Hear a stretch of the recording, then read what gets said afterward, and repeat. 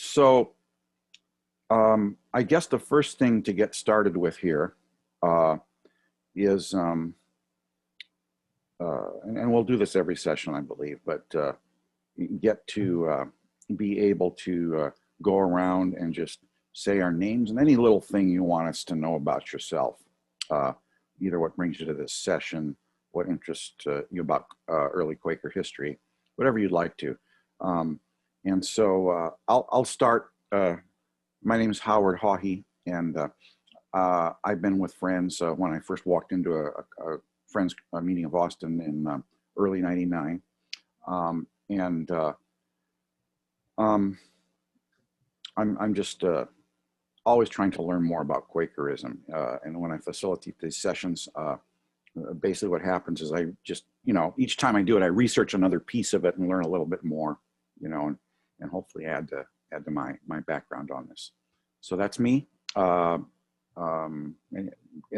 the rest of you just go? I'm gonna name you as I see you on my screen. May not be necessarily everyone else's screen order. So I'm going to start. I'm going to ask Daniel the same thing, just to say the same kinds of things. Okay, Daniel Butler. I guess I've known Gelia for a long time. Gelia and Howard are good friends of mine. And I've been coming to meetings off and on, probably in the last year or two. And last year I came to a few of these meetings on Quaker history when they first started, and then COVID hit, and I guess I kind of missed some of the later ones. So I'm interested in just getting to know some of the history and background of Quakerism, and feel very comfortable in the meetings and with this approach to spirituality, being democratic and in the quietude and peace and justice aspect of things, nonviolence, all of those things interest me. So that's kind of where I'm at. Thanks, Daniel. And then the next person I have on my screen is Luke. Luke, if you could unmute yourself and just kind of tell us your name and a little bit about yourself. Yeah. I am Luke. I started coming to the Austin Friends meeting when I was still living in Austin about 2 years ago. And now I moved to Houston, but I've been coming to a lot of the online meetings. I mean, there's the Live Oak for Friends meeting, which I probably should be going to, but I already know the people here, so I've been going to this one instead. I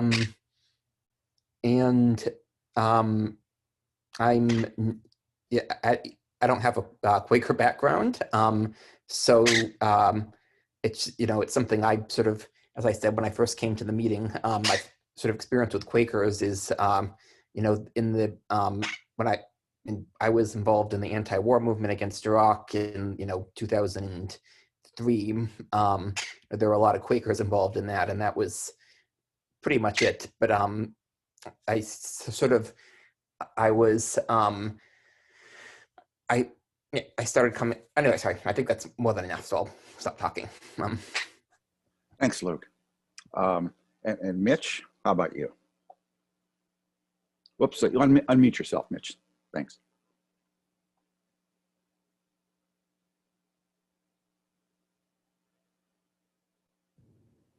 Okay, I'm Mitch Terry.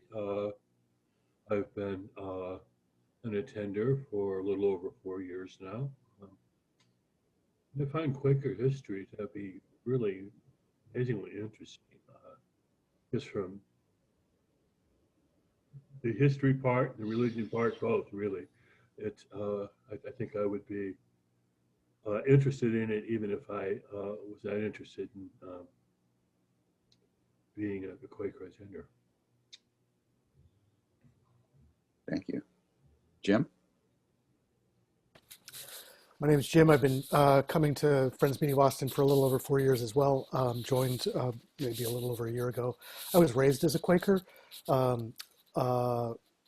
practiced Zen Buddhist meditation for a number of years after college, and then my wife and I raised our son Aaron in the Reform Temple in Silver Spring, Maryland. So I've got a very ecumenical kind of background, but I feel like I've moving so far away from my family. I feel like in a way I'm coming home in coming back to Quakerism, and so I'm really looking forward to learning more about early Quakers. And one of the questions I have about it all is, what voices are we missing? What prophetic voices are we missing now? Because we don't have an openness to hear from people who do things like take their shoes off in the dead of winter and walk the next town over, or sit up in trees, or stand up and shout at meetings. And so, yeah, so that's me. Thanks. Thanks, Jim. And James is the next person on my screen. Yeah, so I'm James Fuller, and I guess I've been coming to a Quaker meeting maybe now for probably 8 or 9 years, I think, and been a member of the meeting for maybe 4 or 5. It's getting a little hazy. I came from a very secular background. My parents are actually somewhat fairly actively anti-religious, so they are. I guess I'm thankful they're very sort of sweetly accepting of the fact that I've gotten into Quakerism, and I sort of got interested through a couple of ways. One was I was very involved with Occupy Austin, which borrowed sort of the consensus decision-making process via sort of somewhat indirectly, but it came back to activists in the 70s who took that from Quaker consensus business process. So I was kind of curious to see what that was like in a sort of its Quaker context. And then also some novels. I loved Jeffrey Eugenides' The Marriage Plot. Had a character who started going to a Quaker meeting and it sounded great, so I started coming. Yeah, I guess I've really enjoyed Quakerism 101 in years past. I always especially love talking about the early friends, just because they're so different. I mean, just what Jim was just talking about with all those sort of wild practices. Really, it was just a wild, enthusiastic, very somewhat chaotic, but also very inspiring time. So I love looking back to that. Thanks, James. And now, next on my screen, I have Luke and Shalisa Bircham.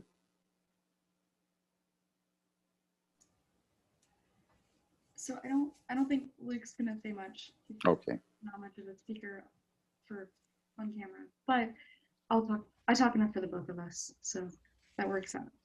I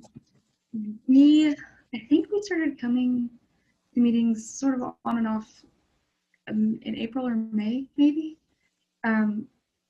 We both have a sort of a similar religious upbringing in that his was a little more strict than mine, but Christian background, and then very wild. And then we both kind of each tried out our own separate things. And we had actually separately read about Quakerism and then decided to look into it. And within a few weeks at the same time, it just kind of came up to both of us, and we decided that we might want to try out some meetings. That was about the time that COVID hit. And so then that kind of got delayed for a little bit, and then we found that there were online meetings that we started going to. And that was our history for that. Why we're here is it seems kind of to find out a lot about Quakerism. I mean, we can find history, but when it's actually asking questions about current ideas, because there is a dogma, there's like no one wants to like say anything specifically, because they don't want to pigeonhole anyone, which makes it sometimes hard to get answers without just talking to people in person. Because meetings are online, there's not really a lot of opportunity for that after, during the meeting. There's not really a good place in that. So we decided this might be a good opportunity to learn and ask questions about a little bit more specifics rather than just meeting for worship and meeting for business. Thank you. Don?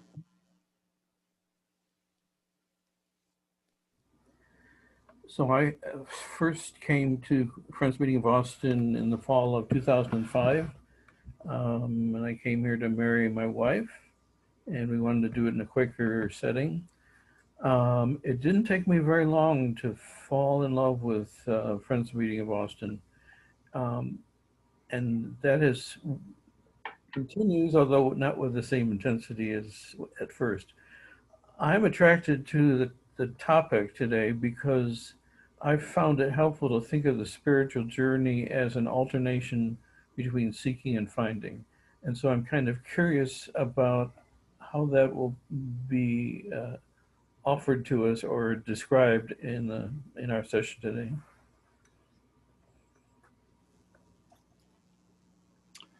Thank you. Barbara.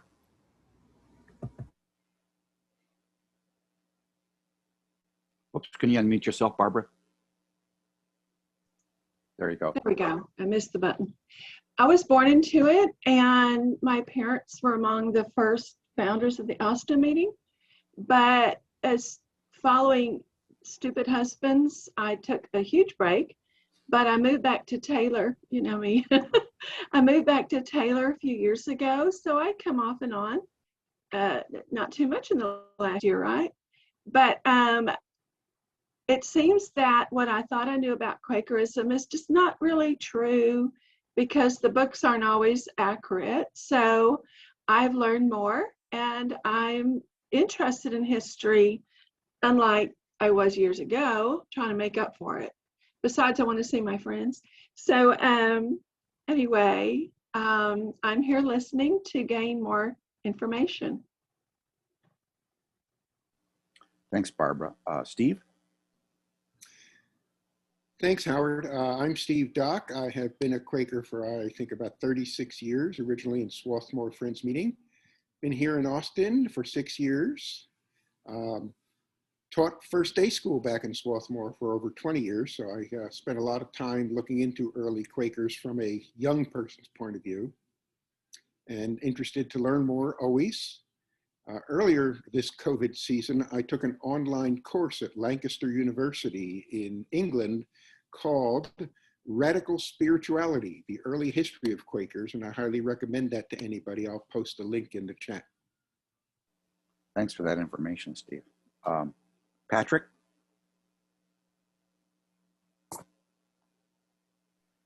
Hi, friends.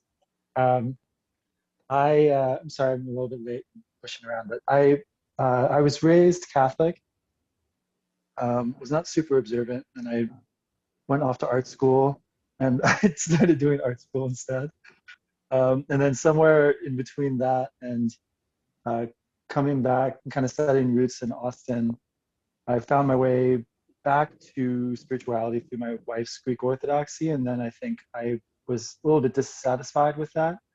And just on an impulse study coming to Friends Meeting a couple of years ago, and really fell in love with it. I really feel very, I think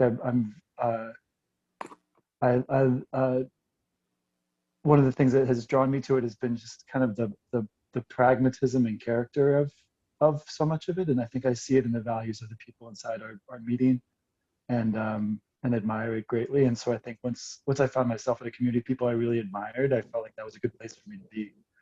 And so I think I've been very curious about the history of Quakerism, and I'm still pretty lay and knowing a little bit about where all this came from. And so I'm excited to learn a bit more today. Thank and you. I'm going to be a little bit moving around. Thank you. And I guess the last one on the screen I see is Gelia. Unmute yourself. Thanks. I'm assuming the query is, how do we come to Quakerism? Is that what I'm understanding?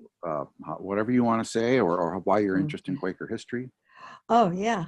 I originally just came across it on Canyon Road in Santa Fe, New Mexico, walking down the street, and I saw the Religious Society of Friends, the sign, and that kind of just struck a curiosity, and it went from there.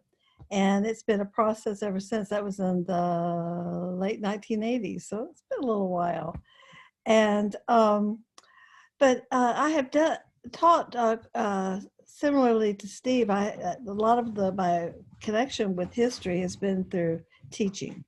And so I've learned some things, usually but at an elementary level, and there's a lot of holes and gaps that I have. So I'm looking forward to today.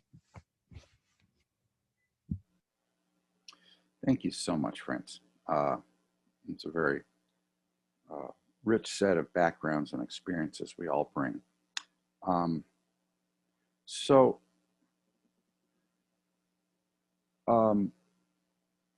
As I get started, I just want to point out we have friends with a wide variety of experiences with Quakerism and other things. As we go on, please feel free to chime in with other things you know that you feel that, you know, I'm not, you know, covering, or even corrections. You know, I can certainly be wrong about things. And the other thing to note is that at least my feeling about whenever, and people have noticed this when I do forums and things like that, I do as much as I can, that even if the content of the session is heavily information oriented, which by necessity a historical session will be, you know, I mean, you got to say this happened, then this happened, then this happened, and more or less these years. Even in that case, I like to figure out a way that we just engage with it and somehow pull out what we need in the moment from it. I also like in the context of Quakerism 101, you know, this is the early Quaker history section. Then we have then we have a section on universalism. Then we have a session on, can't remember the order, you know, meeting for business, Quaker activism, and so forth. I like to think that each of these sessions somehow reflects parts of all the others, you know. So yes, we're emphasizing early Quaker history, but we'll probably touch on things like Quaker activism, universalism, the concept of the inner light, and how we do business and all those things. Well, those will all get into the mix somehow today, I hope. So that's my little spiel. And today what I did was I sort of prepared a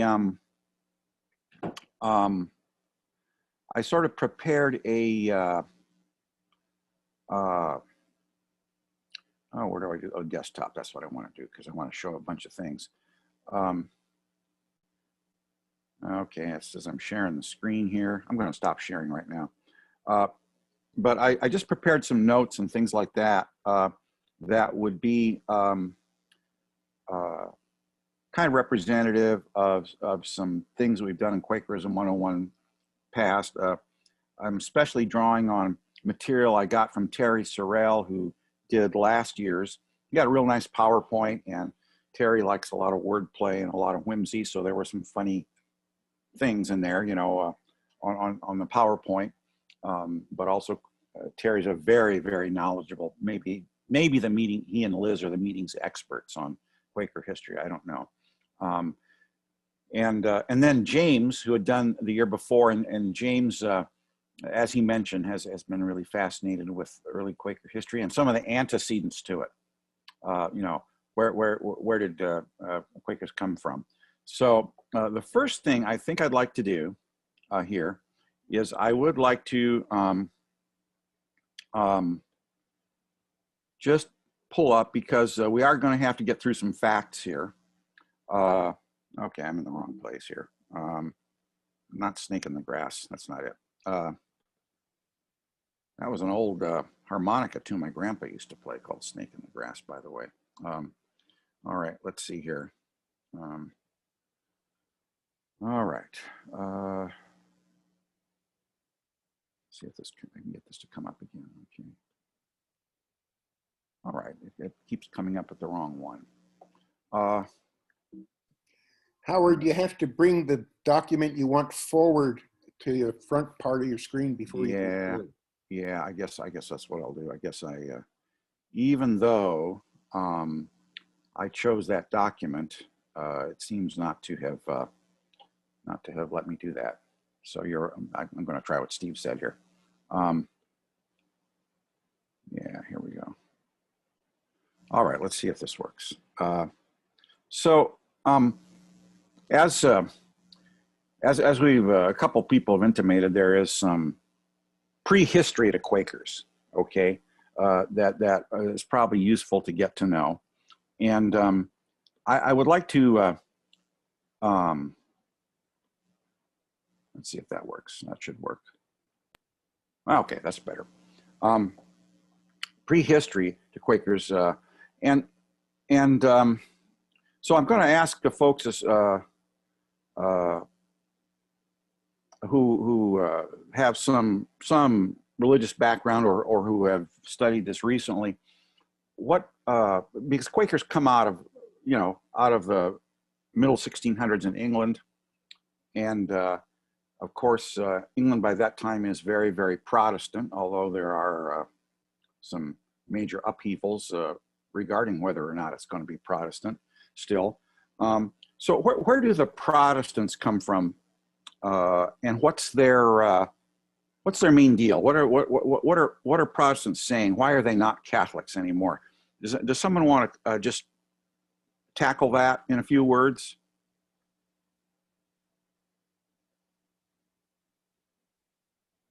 Anyone want to just unmute themselves and say a few words about that? Well, I'll doesn't take a that swing, have Howard. to do with Martin go ahead. Luther? That has to do with Martin Luther, who was Okay. a really good rebel. Okay. And he didn't like what the church was saying, so they told him to get lost, and he went to the Wartburg Castle and translated the Bible into German so the people could read it themselves. And the priest said, no, we don't want the people to do their own thinking. And this, I always go back to Mother, you know that, having survived the Holocaust, she wanted to be able to not only do her own thinking, but to express her views. So that's why she was drawn to Quakerism. And that's why I like it. And I'm not religious at all, but I love the history. But anyway, I would say Martin Luther is responsible for division, and people would protest the Catholic Church, and some followed him, some followed others, and it just kept splitting and splitting. Thank you. Okay. Patrick was gonna chime in with something there too. No, that's great. I think I was going to say that it moved, like the access to God moved a little bit from a tradition of liturgy and the institution of the church into something more like just the direct access to God through the word of the Bible in some of these cases, and through communities in that space, as I understand. Thanks, Patrick. Anyone else on that? Yeah, Galia. During a lot of that time, there was people were having to tithe to the Church of England, whether or not they felt they were led that way or not, and there were no other options. And so the fact that you were being taxed but you couldn't contribute to it and make it be what you needed was a big part of the rebellion at the time as well. Okay, yeah, moving on to the second wave of Protestantism. Does any, okay, so Protestants are bigger on, they have this concept of the priesthood of all believers.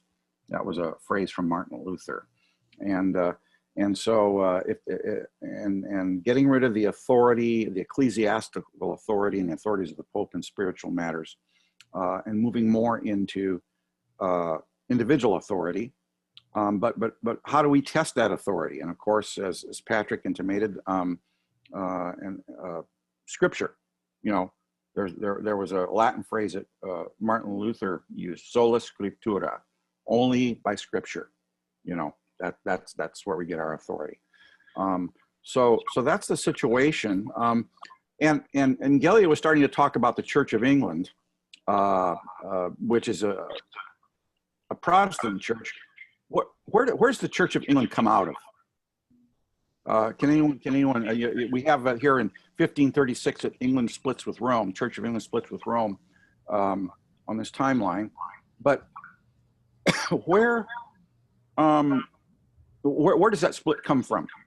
Why did it split Didn't off? that have to do with Henry VIII wanting to divorce one of his Yeah. wives or something like that? He wanted to divorce. He wanted to get an annulment for his Spanish wife, and the Pope was very close with the Spanish at the time. Oh, So nice, like, nice yeah, no. detail. Nice detail. Thank you. So, yeah, and of course, Henry VIII had been known just a few years before. He had written what was considered the zinger Catholic defense against Protestantism. You know, he'd written this learned treatise on it, and had been granted the title Defender of the Faith by the Pope.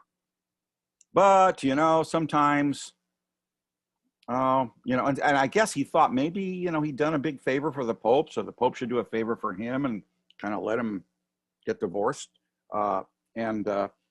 Pope's not going to let it happen. And so Henry said, fine, I'll just take my marbles and go play over here. And one of the things that means is it wasn't completely thought out in the sense that you might get the impression that Henry VIII didn't have a lot of big philosophical or theological reasons for doing this. It was more political. So the Church of England, and people even make this observation up to this day, not everyone does, that the Church of England seems like they just took the Catholic Church and have all the liturgy and all the, you know, all the other things going on, but now the British monarch is now the head of it. You know, that's a very, very broad brush to paint, and it's not completely true, because they certainly did adopt more aspects of Protestantism than that. But this idea of a hierarchy, you know, an ecclesiastical hierarchy and a lot of liturgy and things like that was still very much in the Church of England. So there we go. That's your 1536 event. And I'm going to really quickly run down this timeline so that we just have it in our heads. What happens after that? So there's some kerfluffle between whether England is going to remain Protestant or be Catholic, with the ascension of Mary, the second in line to the throne after Edward dies in the mid-1500s. Elizabeth then becomes queen, and she is Protestant, and that's what really sets England as a Protestant country. That's also when the Bible starts getting really, printing really takes hold, and people really start reading the Bible and taking this thing seriously, you know, about the fact that the Bible is the authority, and it gets a little out of hand, as popular movements can when they're encouraged by authorities, and the authorities sometimes don't get to control where they go. Now James, who is the King of Scotland, but is Elizabeth's cousin, and since she has no heirs, he's her heir, and he becomes king, and upon her death, and that's all fine. And then his son Charles, who's been raised kind of Catholic, becomes king. Well, that's a problem for most people in England at this point. You know, they don't want to be ruled by a Catholic or someone they perceive as Catholic adjacent. You know, and it's kind of embarrassing to have the head of the Church of England not be, you know, to be sort of Catholic-y, you know. And so you get the Puritans. Can anyone say a little bit about the Puritans?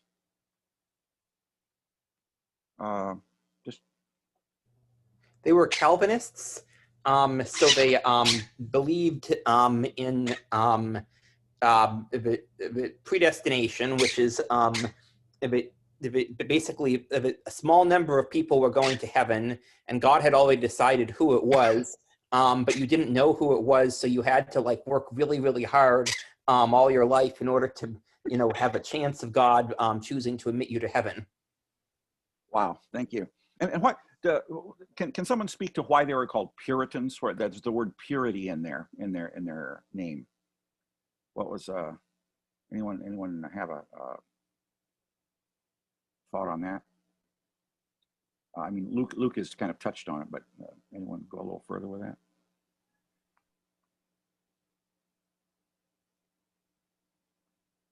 See,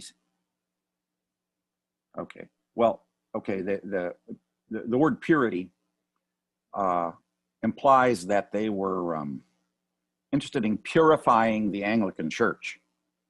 So, you know, the Anglican Church was too Catholic. For crying out loud, even a Catholic could be the head of the Anglican Church if the king had the quote unquote wrong religion. Okay. And so they were going to fix that. They were going to really bring in the priesthood of all believers. They were going to get rid of all this hierarchy. They, you know, as much as they could. They were the ones who started going around smashing images, okay, in churches, you know, because it was idolatrous, and they did things like you'll even see if you go up. I've only been to the UK once. Yelly and I went back to visit friends of hers, and you go to some of these cathedrals, and some of the images are defaced, you know, on the outside of the medieval cathedrals, because the Puritans got on that. So really into severe, strict personal mores, you know. No card playing or dancing or drinking or any of this other stuff, you know. So that sets us up for the English Civil War, in which begins a ways into Charles I's reign, and ends with Charles I being executed. Okay, and there's what you would call maybe an interregnum, I guess, you know, a period between reigns of kings. For 10 years, the Commonwealth under Oliver Cromwell as the Lord Protector, which is, and there's and of course they put an end to the English Civil War. There was a lot of dissatisfaction, especially among the merchant class and things, about how the Commonwealth was going, and the sheen started going off of it. So at some point they invite Charles's son, Charles II, to come back, and Charles was Charles II was Catholic, but people were willing to put up with that because he had no children, and his cousin Mary was Protestant, and she would be the heir to the throne. Okay, so okay, fine. We're going to go back. We're going to get a Protestant monarch, and we'll be okay. I thought Charles II only converted on his deathbed to Catholicism officially. Oh, okay. Oh, officially, but yeah, everyone kind of knew, you know, quote, that he was, right. Thanks, Luke, for that. So, but then Charles, toward the end of his reign, he has a son, and the son is going to be raised Catholic, and so people kind of freak out. And at that point, no,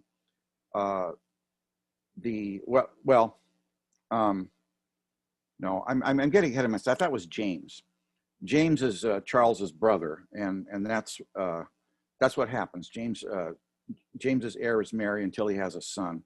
At that point, people say enough is enough. We're not going to have another Catholic, and they invite William and Mary. Mary is the heir. The actual was the other heir to the throne. She's Protestant, and her husband William. They're living in the Netherlands. He's William of Orange. He's the de facto, you know, power in the Netherlands. And they invite him to come and be king. So William and Mary reign jointly, starting in 1688 with the Glorious Revolution. Okay, and these outward events, all of which have major, you know, obviously there are other factors, economic and political factors going on, but all of which have major religious significance.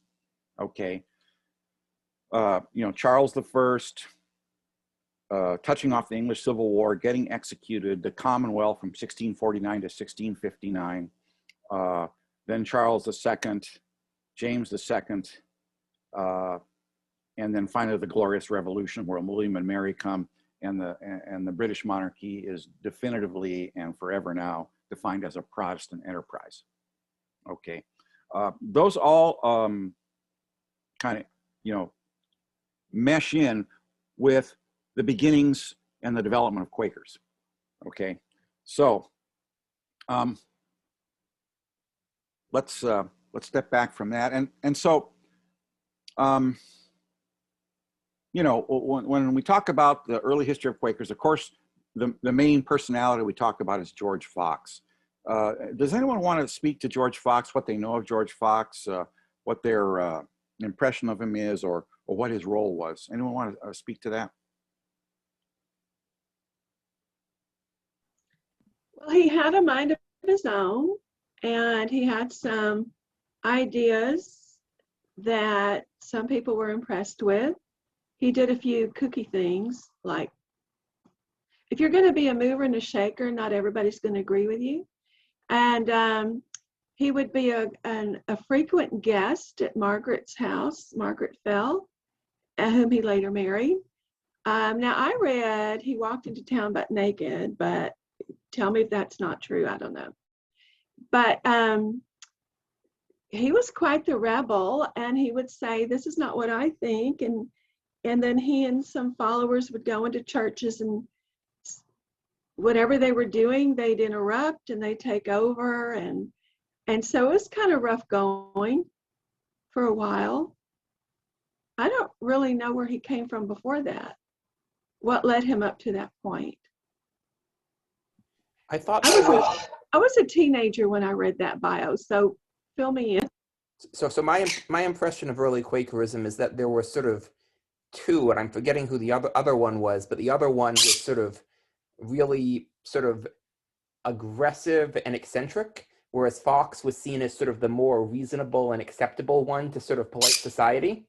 And so Fox was sort of the one who people like Oliver Cromwell were willing to deal with. What I recall is that he was a very unhappy and depressed young man, that he was profoundly disturbed by what he saw at church, the Church of England. He frequently questioned the ministers and pastors about everything, and when they didn't give him answers, he would go someplace else and ask, and he couldn't get answers, and answers that satisfied him. At the same time, there were a bunch of other people running around called seekers, and they were much in the same state, trying to find direct answers to the issue of man's relationship to God. And he was influenced somewhat by what the seekers were doing. But at some point, he left home. Oh, by the way, his parents were prosperous and successful, probably very disappointed in him. At some point, he left home and wandered around the countryside for a year, almost like Buddha, leaving his family behind, and had finally a revelatory experience where he felt he did finally have a direct answer from Christ, directly from Christ. He frequently referred to direct communication with Christ, not God.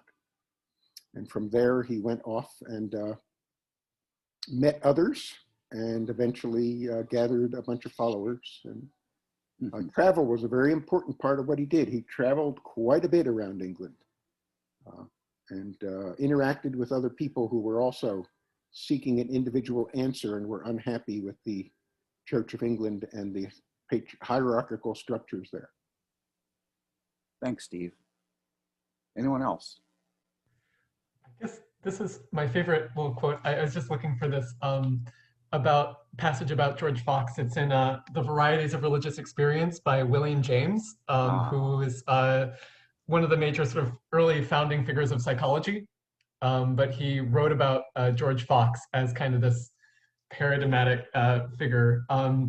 If you ask for a concrete example, there can be no better one than is furnished by the person of George Fox. The Quaker religion which he founded is something which it is impossible to overpraise, which is a very nice thing to say. In a day of shams, it was a religion of veracity rooted in spiritual inwardness, and a return to something more like the original gospel truth than men had ever known in England. So far as our Christian sects today are evolving into liberality, they are simply reverting in essence to the position which Fox and the early Quakers so long ago assumed. No one can pretend for a moment, the point of spiritual sagacity and capacity, Fox's mind was unsound. Everyone who confronted him personally, from Oliver Cromwell down to county magistrates and jailers, seems to have acknowledged his superior power. Yet, from the point of view of his nervous constitution, Fox was a psychopath, or a détraqué, of the deepest dew. His journal abounds in entries of this sort. As I was walking with several friends, I lifted up my head and saw the steeple house spires, and they struck at my life. I asked them, what place was this? They said, Lickfield. Immediately the word of the Lord came to me, and I must go thither. Being come to the house we are going to, I wished the friends to walk into the house, saying nothing to them of whither I was to go. As soon as they were gone, I stepped away and went by my eye over hedge and ditch till I came within a mile of Lichfield, where in a great field shepherds were keeping their sheep. Then I was commanded by the Lord to pull off my shoes. I stood still, for it was winter, but the word of the Lord was like a fire in me. So I put off my shoes and left them with the shepherds, and the poor shepherds trembled and were astonished. Then I walked on about a mile, and as soon as I was got within the city, the word of the Lord came to me again, saying, Cry, woe to the bloody city of Lickfield. So I went up and down the streets crying with a loud voice, Woe to the bloody city of Lickfield. It being a market day, anyway, it goes on like that for a little while, but someone eventually just asked me, like, George, where are thy shoes? I guess he sort of, in the end, ends up justifying this, saying what he was responding to. Apparently, I guess during the Roman Empire, Christians were martyred in this city. So he felt that that was, he had experienced maybe that was the bloodiness of the city, was the blood of the martyrs that he was called to sort of respond to. But yeah, I find that really, it's very hard as a contemporary reader to engage with Fox at times, just because on the one hand, like William James says so beautifully at the beginning there, that he's this deeply inspiring figure who has this powerful vision of spiritual life and a deep, deep inward commitment, and in some ways was really like morally and spiritually this profound visionary. And at the same time, he also has these visions that get him to do things that are just so extreme that, I mean, if someone did that right now, I would probably, you know, try to get them mental health services or something to make sure they're okay. Yeah, so it's an interesting, complicated figure.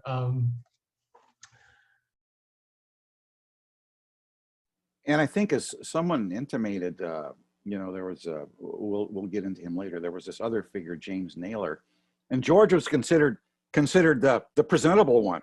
You know, James Naylor was the out there one. So you can imagine there were some pretty and this speaks to Jim's original, you know, concern about are we listening to all these voices today? You know, I mean they were, you know, someone was listening to these people. I'd like to there's one of the standard quotes where we talk about, you know, Steve mentioned that Fox was a disturbed, you know, a very depressed young man, and wasn't satisfied with things. And if you read in his journal about all these different people, like, oh, I heard about this one person who was very spiritual, and I went and talked to them, and I found out, nah, they weren't anything. And then I heard about a lady who had been fasting for 21 days because she was so holy, and I went and I found out she was just, you know, she wasn't where it was at. And he goes through all these things, and, you know, Anglican priests, what they called professors in those days. Professors were people who professed, you know, a greater spiritual piety. And this one, that one. That's why he starts his wanderings. He's going looking for this. It almost sounds like, I don't know how many of you remember. A lot of us had to read in high school or junior high, The Catcher in the Rye. You know, there's this, you know, the main character is Holden Caulfield, who's like just really down on everything. You know. You know, obviously a very sensitive young man, but he's just down, and you kind of get that impression. Here's a passage that I brought up on the screen. Would someone care to read that out loud? Just the first, just that long paragraph there. Someone could unmute themselves and read that. I'd love that. Before someone does that, Howard, could you maybe zoom in a little bit? It's a little bit smallish at the moment. Sure, hang on. Let me embiggen the font, as we say in IT. So, okay. I'll start reading. Yet I was under great temptation sometimes, and my inward sufferings were heavy. Oh, now where was Go ahead. I'm sorry. That's okay. And my inward sufferings were heavy, but I could find none to open my condition to I could find none to open my condition to, but the Lord alone, unto whom I cried night and day. And I went back into Nottinghamshire, and there the Lord showed me that the natures of those things which were hurtful without were within, in the hearts and minds of wicked men. The natures of dogs, swine, vipers, of Sodom and Egypt, Pharaoh, Cain, Ishmael, Esau, etc. The natures of these I saw within, though people had been looking without. And I cried to the Lord, saying, why should I be thus, seeing I was never addicted to commit those evils? And the Lord answered that it was needful I should have a sense of all conditions. How else should I speak to all conditions? And in this I saw the infinite love of God. I saw also that there was an ocean of darkness and death, but an infinite ocean of light and love, which flowed over the ocean of darkness. And in that also I saw the infinite love of God, and I had great openings. Journal of George Fox. Okay. And by the way, if anyone's curious about the Journal of George Fox, there's a number of online full text versions of it that you can find for free, or you can buy the standard edition from Quaker Books, the Nichols edition. Either way, so we have this revelation. We have okay, and Steve was mentioning seekers. You know how there were these seekers, and George Fox brought them together. I find that to be a very fascinating part of the prehistory of Quakerism, because a lot of times when we present the history of Quakerism and we talk about George Fox, we talk about how George Fox was the founder of Quakerism. You know, just like he came up with all this stuff, and he went around and you know, preaching, and he got people to do this, you know, to have meetings for worship and all this stuff. What I find more intriguing and more inspiring to me is there was something in the air back then. You know, I mean, all this, there was a huge amount of religious ferment. It wasn't just the Quakers and a bunch of seekers. There was a bunch of stuff going on. In fact, I have this little thing here, which is my attempt. Sorry, I didn't get a chance to put it in PowerPoint or anything. And the arrows are perhaps wrongly drawn. So, you know, let's say it's kind of like, okay, it's kind of like, the evolution of man, you know, it's an evolutionary thing. So maybe we go back to the pre-Cambrian there, which is Catholicism, and then Protestantism comes in, it's the Devonian and stuff, and then Church of England is the age of the dinosaurs, and then finally we get up into the Pleistocene, you know, where we got all this other stuff, the period of the English Civil War and just before and after it. And so at some point, because everyone's reading the Bible and everyone's now starting to think for themselves and getting really, really into this, you have all these people, all these groups of people, and I've just listed a few of them. On the left there in that little cloud, some of them, I get the names of them from a book I would recommend. It's an old book, but of course it doesn't need a lot of updating other than people find new documents. It's a book that was written early part of the 20th century by William C. Braithwaite, and it's about the beginnings of Quakerism. And I have an old discarded library copy, and you can still, I think, find it, called The Beginnings of Quakerism by William C. Braithwaite, who for some reason is always called, even in, the late William C. Braithwaite. I guess we got to know that he's not around anymore. So I get this from Braithwaite and from a few other sources. So the Church of England is around, and then sometime in the early 1600s, first third of the 1600s, and a little bit after that, we start getting all these people running around. You get the Puritans. The Puritans have been around for a while. They've been around since the time of late Elizabethan and Jamesian period. and in the north in Scotland, we get the Presbyterians, okay, who are Calvinists, the way Luke described Calvinists. And presbyter, it comes from presbyteros, the Greek word for elder. In other words, the Presbyterians were trying to get rid of a lot of the church hierarchy, so they relied on elders. And the Puritans, those are the two kind of mainline ones we understand. But then there were all these groups of people that we no longer hear of anymore. There were the Bamists, who were followers of Jakob Boehme, the German mystic. He died, I believe, the year that George Fox was born. I think that was 1629. And the Familists, also known as Grindletonians, who had a very similar outlook to Quakers on things in terms of the inner, you know, I'm not sure they use the term the inner light, but the individual authority, the pacifism, you know, the radical democracy in their meetings, that sort of thing. Probably the most well-known group is the next one, at least in terms of when you hear people talk about Quakerism, they were the ranters. And one of the reasons the ranters are talked about a lot in early Quakerism. So you notice everyone's an ER. They're you know, an agent of some verb. The ranters, the levelers, the diggers, you know, and the Quakers. Okay, so ranters rant, levelers level, diggers dig, and Quakers quake.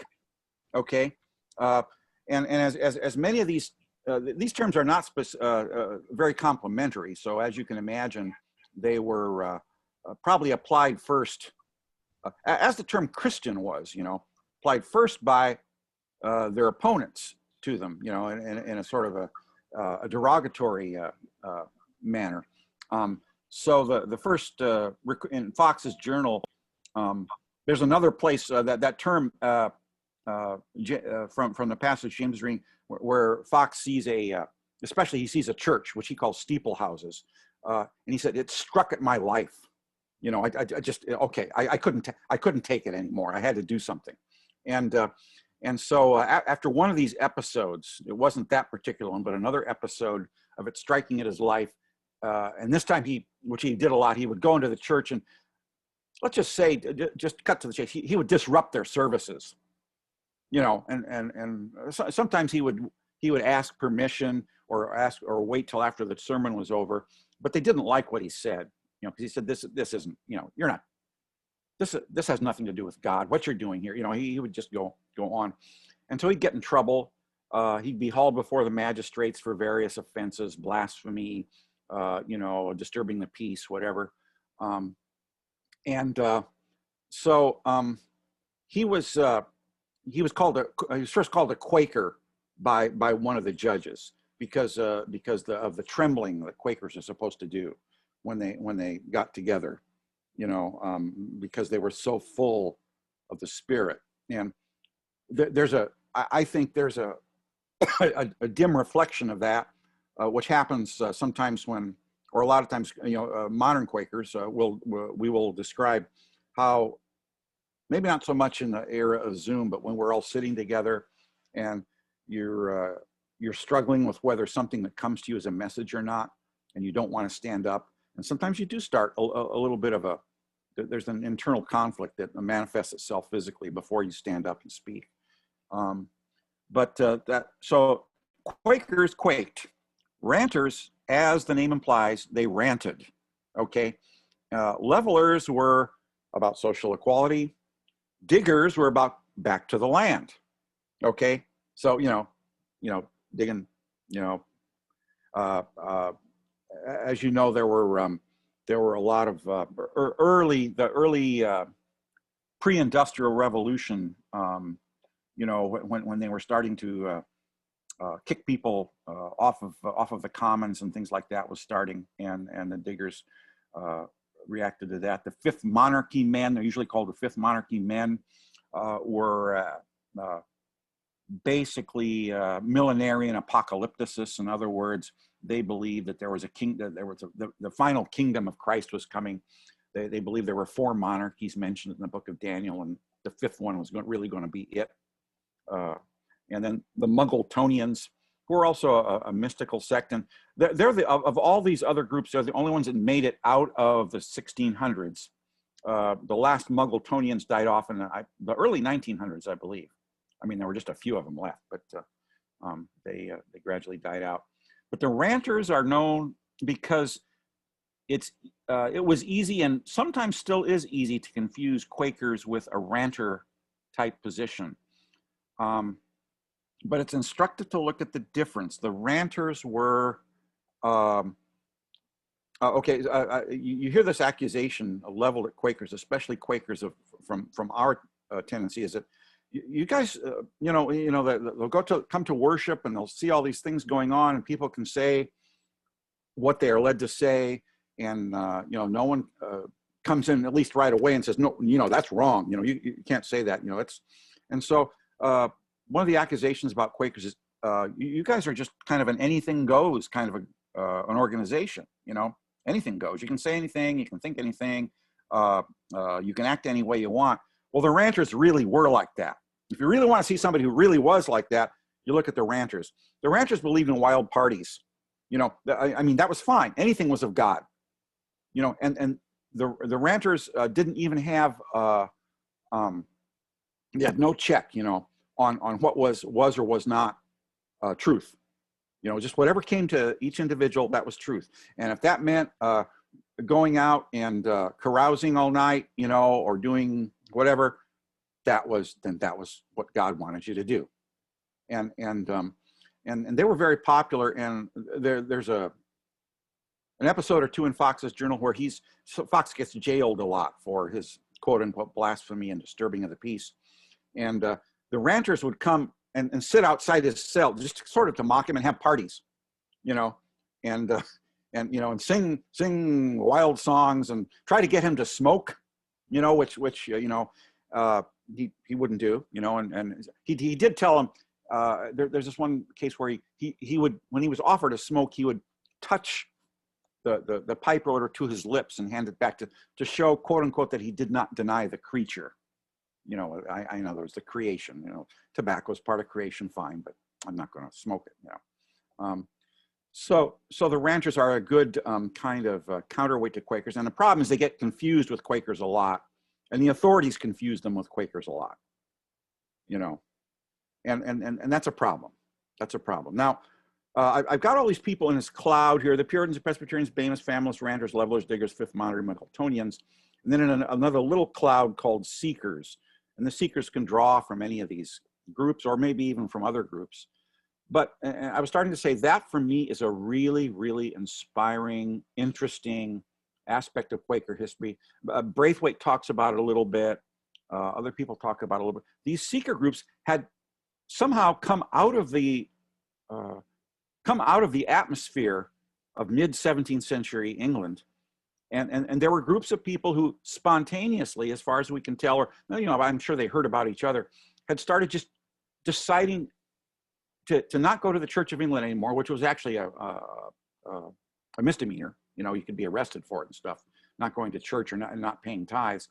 Decided not to do this, and just to start sitting together because they couldn't figure out what else to do. Sitting together in silence, if that sounds like something, okay? And so there were these groups of people who would gather together and instead of going to the Anglican service, would sit together in silence. Or maybe not in silence, and just to see, and then see who was led to say something,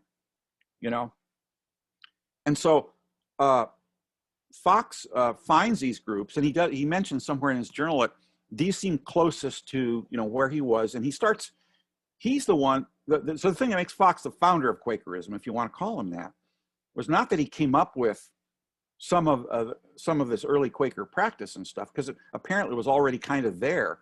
He's the one who started going around and knitting this together as an organization in all his itinerant preaching. That's my take on it. Okay, I know we got some folks here who have done as much or more, I'm sure way more, thinking and study of Quaker history. What does anyone think of that? And I'm inviting anyone to say what they think, or to contradict what I said.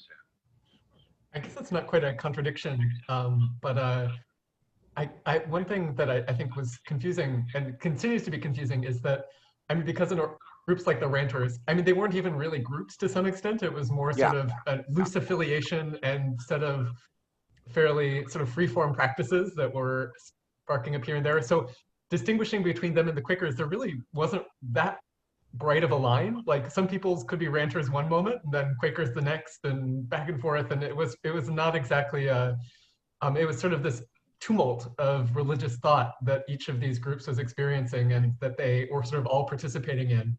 And that there's a bit of, it's sort of, to go back and to sort of think, oh, like here's all these groups that are all very separate, would be a kind of, it was confusing for them as it was for us, I think. I don't know, another favorite book of mine I just wanted to share real quick. I guess some people are not a big fan of this because it's The World Turned Upside Down by Christopher Hill. He describes this period of the English Civil War and just how tumultuous it was. I mean, they killed the king and it just seemed like a lot of people that the world was ending because the whole hierarchy of the world and the whole order and structure of society was just totally going haywire. Hey, Fifth Monarchy, go. Yeah. Okay. Yeah. Go ahead. I'm sorry. I didn't mean to interrupt like that. Oh, nothing much. I don't want to cut anyone else off with thoughts on this too, but I was wondering too, Howard, if it might be a good idea, since we're planning on going till usually till 3, whether we might want to take a little break at some point in the nearest future. Might be a nice thing. Thanks so much, James. It's 2:09 right now.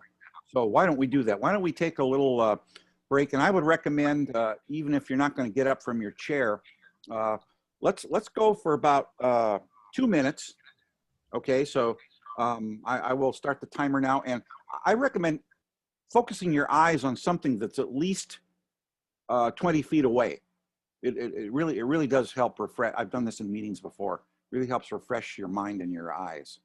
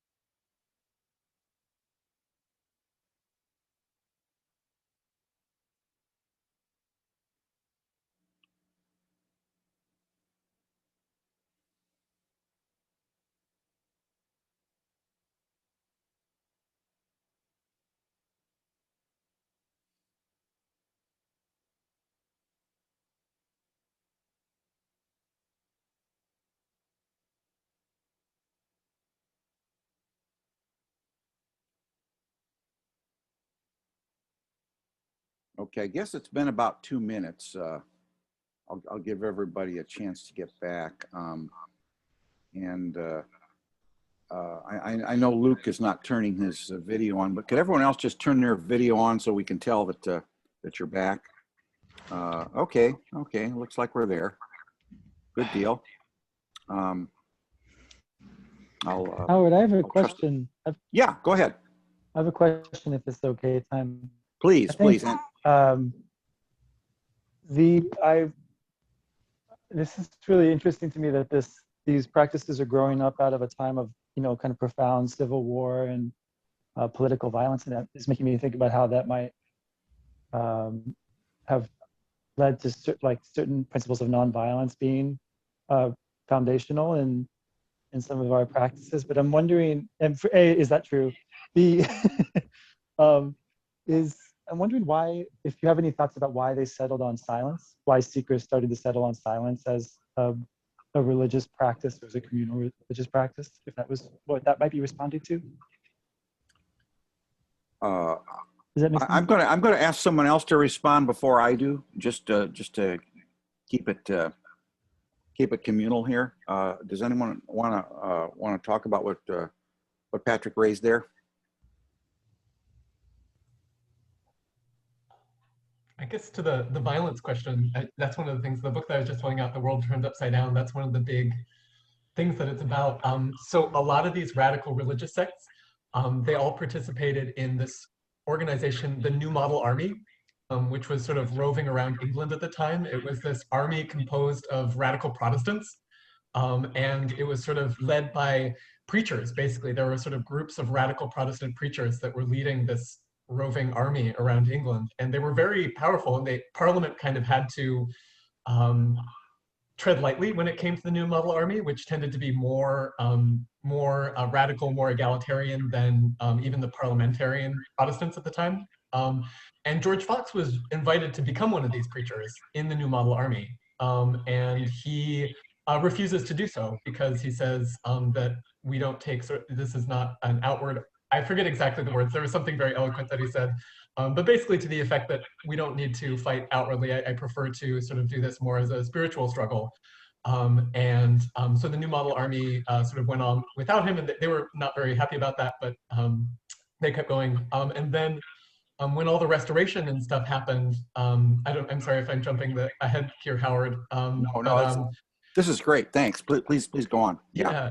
One of the reason that the Quakers, one of the big reasons the Quakers survived, as opposed to these other religious movements, was because they didn't really take up arms in the New Model Army, because once the monarchy was restored, they had to make sure that they didn't have these roving bands of radical Protestants running around England anymore. They were a threat to stability and to the monarchy. So they cracked down really hard on radical Protestant groups, and the New Model Army was sort of disbanded. I think it might have been disbanded earlier, but then at that point is when the Quakers sort of issued their peace testimony very clearly, and it was a letter written to the monarchy saying, we disavow the use of arms, which is partially, and some people take a somewhat cynical view of this, in that it's the Quakers saying, please don't come, kill us or get rid of us or put us in jail, because we're not going to fight against, we believe in the use of spiritual types of I guess spiritual weapons, or just the picking up of physical arms is not like part of our belief, and that we disavow that. And yeah, so that what part of what defined Quakerism against some of these other radical movements was that they didn't participate as much, or well, I don't know. Sorry, things just, as soon as I say things, I immediately realize that they're not entirely true. Since George Fox didn't do it, but other groups that did eventually join the Quakers of these radical Protestants did. There were bunches of different that eventually ended up joining the Quakers, but were very actively participating in the New Model Army. So you ended up with people who were participating in that violence and in the military actions, but the group that ended up being able to sort of survive and enable Quakerism to continue were the more those that rejected that. Yeah, I just I don't know what's on the share right now. Whoops. There we go. Can you all see that that old pamphlet there, that old document on the screen? Yeah. Okay. No, we just I just see the what you had been showing us with that. Okay, I'm gonna stop sharing and then share again. Okay, I will. But to speak to the silence thing, doesn't some of that have to do, I mean, Luther also said something like sola fide, not just the sola is about scripture, but the sola fide was that faith alone. And then it seemed like somewhere along the way, Fox, didn't he rant, one of his rants in the church, when he stood up and yelled out one of the times was something like, who do you say that I am? Or that he, you know, what do you say is the truth, or something to that effect? What do you say is the truth? I know what you say this, the scripture, and then, you know, the hierarchy, and then, you know, there's all these other things that you go to. So it's like the individual, somewhere along the line, it became tantamount that it wasn't just that God still speaks through each of us, that the word of God as in the Bible is not the final say, that the Spirit still speaks. And I'm not sure if I'm putting that in the right words, but, you know, that it's not just like the Bible was the final say. And so I don't know how and why he came up, you know, what experience that he had that made him start declaring that, but somewhere along the line, people started looking for that inward experience within, and trusting in that, and that, you know, the Bible wasn't the final word. Yeah, I think that's exactly on point. There's a Margaret Fell writes about her first encounter with George Fox in a church, and she quotes to the effect of what you just said, Daniel. She says, you know, he got up and he said, Christ and the apostles say this. Christ says this, and the apostles say this. But what canst thou say? That was it. And she reports this as just cutting her to the heart, because and weeping after she heard that, because she said, we are all thieves. We have only taken this, you know, we've stolen all this verbiage, but we haven't known it in our hearts. I think to that point of like, but why did all these people individually, you know, or individual groups around England come up with this all at the same time?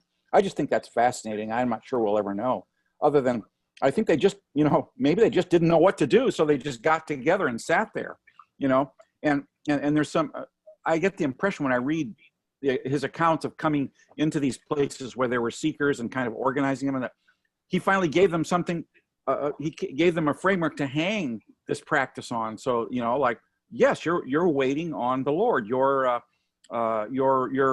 waiting for Christ. His phrase was, Christ come to teach his people himself. That's what you're doing, you know.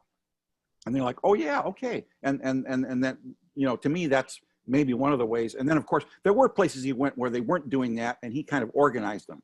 I'm not trying to belittle his role in getting Quaker meetings started, you know, but that's certainly one of the seeds. I just put up on the screen. Can you all see this old document?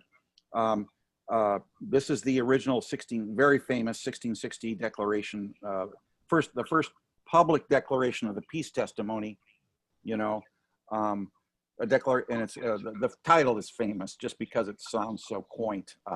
A declaration from the harmless and innocent people of God called Quakers. In other words, don't, it's not us, don't touch us, against all plotters and fighters in the world. The date is 1660, shortly after the restoration of Charles II. And of course, Charles II comes in, so the monarchists are now ascendant after having had to kind of cower in the shadows, you know, from the Puritans for 10 years. And they're out kind of looking for, they're taking names, You know, like, okay, which one of you guys were, fighting against me? And so the Quakers said, not us. You know, we're not part of this. But that's the cynical, the more cynical view of it. But it's clearly heartfelt. I did want to. This isn't maybe in complete order here, but I did want to. Let's see here. I did want to show you. Maybe I won't find it. It's a very yeah. This is another view of Quakers from a non-Quaker. See if I can get this to go up here. The snake in the grass, or Satan, transformed into an angel of light, discovering the deep and unsuspected subtlety which is couched under the pretended simplicity of many of the principal leaders of those people called Quakers. You have to stop sharing and switch to that document, Howard. Okay, I got it. Yeah, I guess I do. Yeah, you're not going to see why I'm so into this here, but let's share again here. Okay, yeah. The guy who did this, who wrote this book or wrote this pamphlet, it's 300 pages, by the way, and he was pretty down on the Quakers. This is a little bit later than that. Well, 1697. So it's, actually George Fox is already dead. He was actually, this is interesting. He was a person who was a bit of, not completely orthodox religiously himself. Although he was, he had some differences about how the Church of England should conduct itself. He wasn't a non-Anglican, but he was actually brought in and sheltered and protected by a family of Quakers for a while.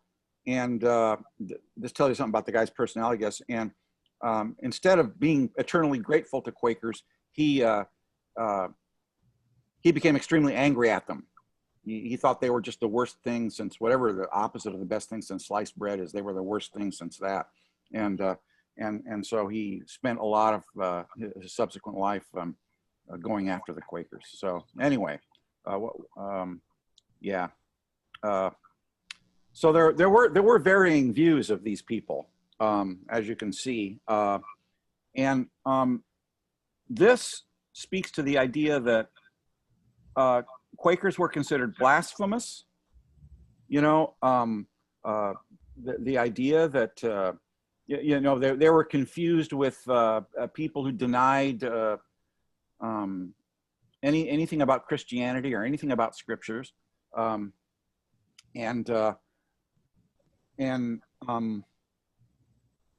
I think that and it was only after Charles II does issue there's a law passed called the Clarendon Codes, which does outlaw meeting together of groups that will not swear an oath of allegiance to the Anglican Church.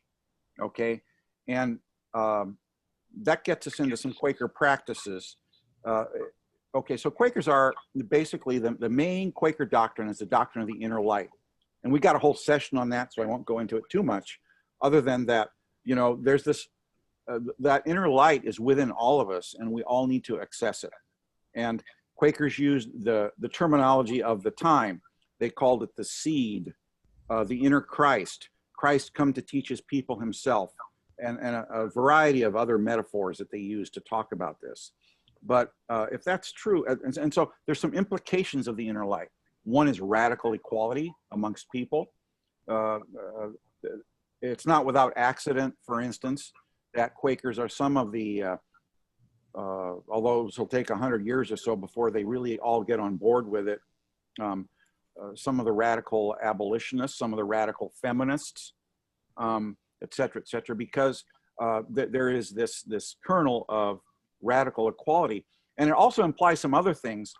It implies that you shouldn't bow and scrape to your superiors because you don't have superiors. And so you don't take off your hat and bow, as you probably have this image of people in that era, with the big plumes in their hats, bowing to each other and stuff.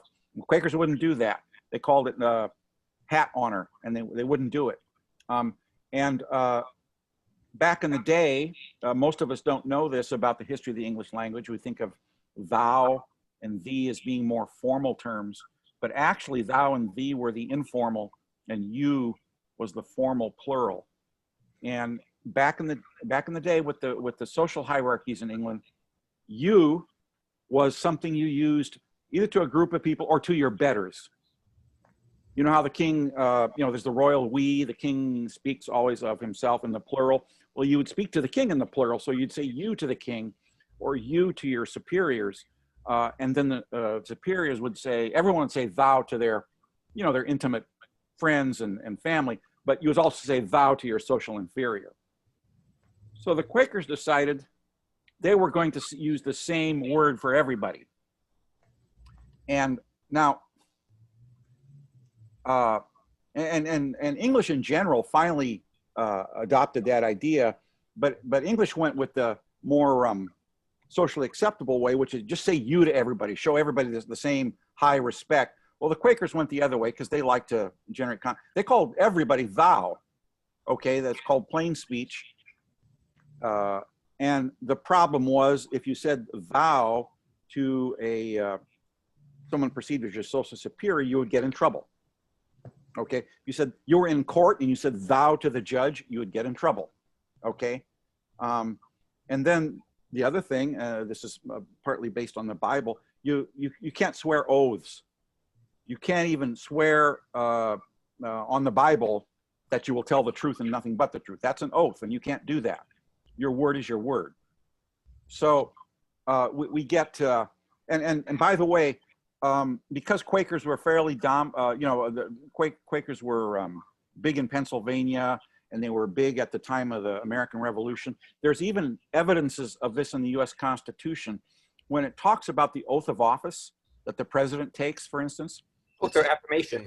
Yeah, it says the oath says, "I do solemnly swear," and in parentheses, "or affirm that I will, faithfully, in other words, they were giving it in case a Quaker ever got elected, they wouldn't have to take an oath. I'm so sorry to interrupt, Howard. I'm just curious. Does anybody know, did Richard Nixon affirm since he was right? Richard, I bet Herbert Hoover did. He was a practicing Quaker. Richard Nixon just would refer to his Quaker background when it was convenient. When he was bombing Cambodia, he'd say, "Hey, how can I be doing anything warlike? I was brought up Quaker, and yeah." I'm going to make a little side comment here. There was a member of our meeting whom some of you may recall, a rather colorful, controversial figure, a guy named Paulie Adams. I think Barbara knew him and some other people. And Paulie would occasionally, he moved back to Brooklyn where he was from, but he would occasionally send me books he'd find in bookstores. And he always inscribed them with some kind of funny saying. And he sent me a book once called, that genre of how the Irish discovered the world, or, all this. So there's a book called How the Quakers Invented America. He found it. He sent it to me, and he had inscribed in it, a humbler people would have been content simply to take credit for Hoover and Nixon. So I always thought that was kind of funny. But because they were the two, Nixon claimed Quaker, heritage, and Hoover actually did go to meeting a few times while he was president. So, but we're getting ahead of ourselves. So the Quakers got in a lot of trouble for things like this, and then just for theologically, people took their theology pretty seriously, and George Fox spent a lot of his time, not a lot, but many years, if you add it all up, in prison. Many other Quakers did. Some of them actually died in prison. When Quakers came to the New World, 4 Quakers altogether were executed in Boston, by the Puritans who ran Boston for heresy, and so it wasn't a laughing matter. There's a funny thing that Fox did. I don't know, it's funny, but it's an incident when he was called he'd been held in jail for a while, and he's called finally his court date comes up, and they ask him to swear an oath, when he's going to testify, and they give him the Bible, and he says they brought me the book. I said, is it a Bible? He said, yes, it is. He said, well, I'm very glad it's a Bible. Let me open up. And he opens up to the passage in the Bible. It says, you shall not swear. So why are you asking me to swear on the book that says you shall not swear? And, Fox is kind of proud of the fact that that the word of that got out, and that became a saying, that happened. Anyway, I'm sorry. I'm going on here. But I got where are we for time? Okay. Yeah, that verse says something like, you should not swear an oath. You should let your yea be yea and your nay be nay, your yes be yes and your no be no, something to that. Yeah, and Fox actually quotes it in just those words, Daniel. He quotes that numerous times, and early Quakers did as well. Wasn't there also one of these times one of these experiences that he had? Didn't he go up on a hill or something and then come down from the hill? Mm-hmm.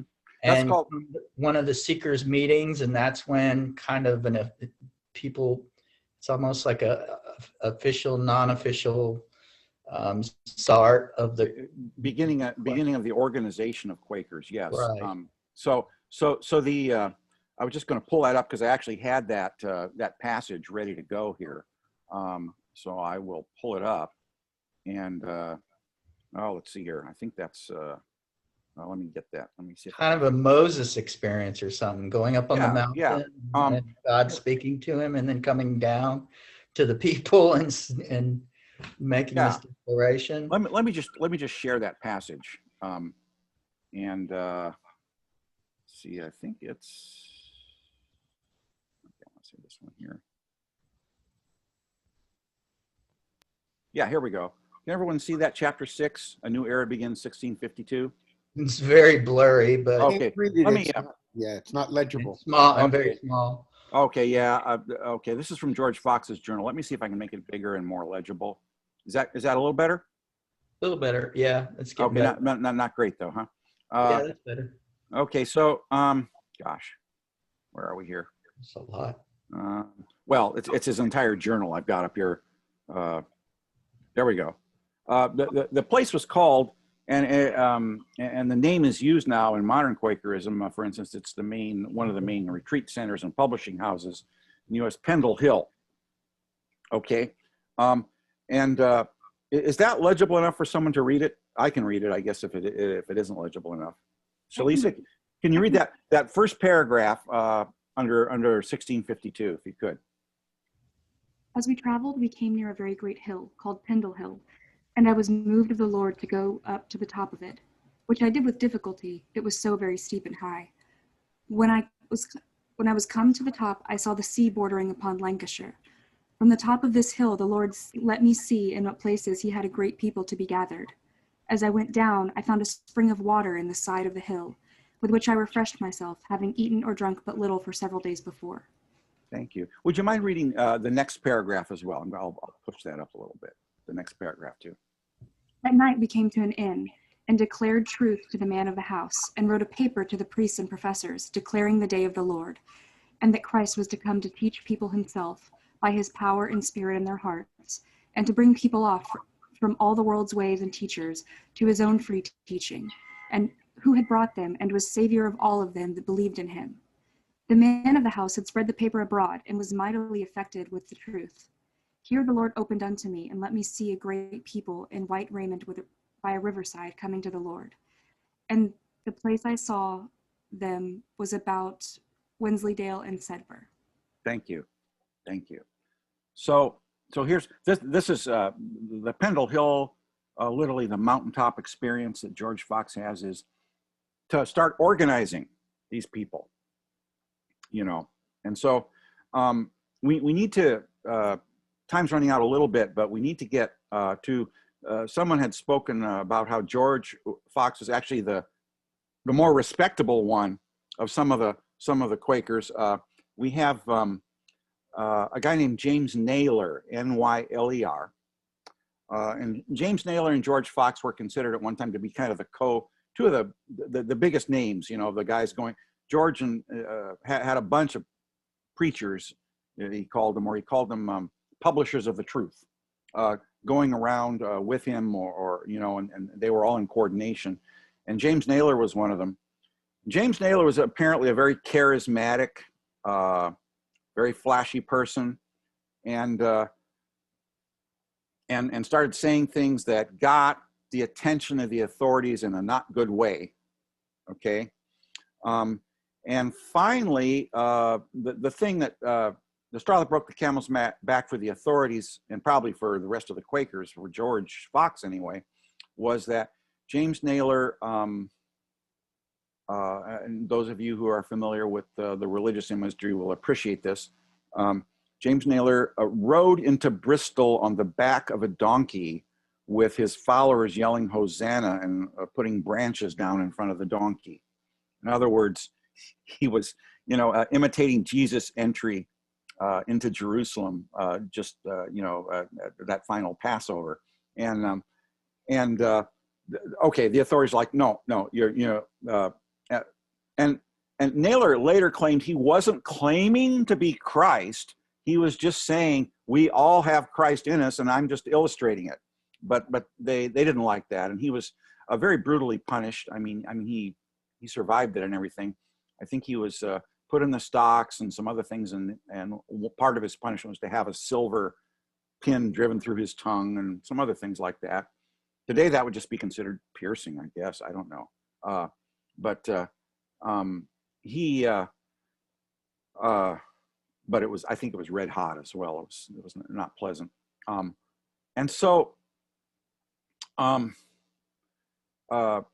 this point, the authorities are really going, the persecution of the Quakers really picks up.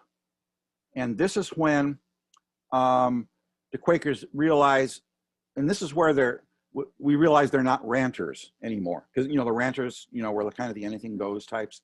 Because the Quakers are like, and this is coming a lot from George Fox, is we've got to get our act together. We've got to, okay, yes, the Spirit speaks to each of us. He speaks in meeting, but we have a single standard of truth, and we must discern that truth together. So you can't just have an individual going off doing stuff. We will discern that truth together. And so George Fox starts talking about monthly meetings. Friends Meeting of Austin is a monthly meeting. Monthly meeting, not how often do we meet, because we meet every week, of course, but how often do we meet to discern the Lord's business? In other words, meeting for worship with attention to business, or business meeting, happens every month. There are quarterly meetings, there are yearly meetings. George Fox gets that all going. It's unclear, if he's the only one, thinking of that. I'm sure he had some help, but he actually talks about going around setting up monthly and quarterly meetings. So we start to stand, and so both that declaration of the harmless, innocent people called Quakers, and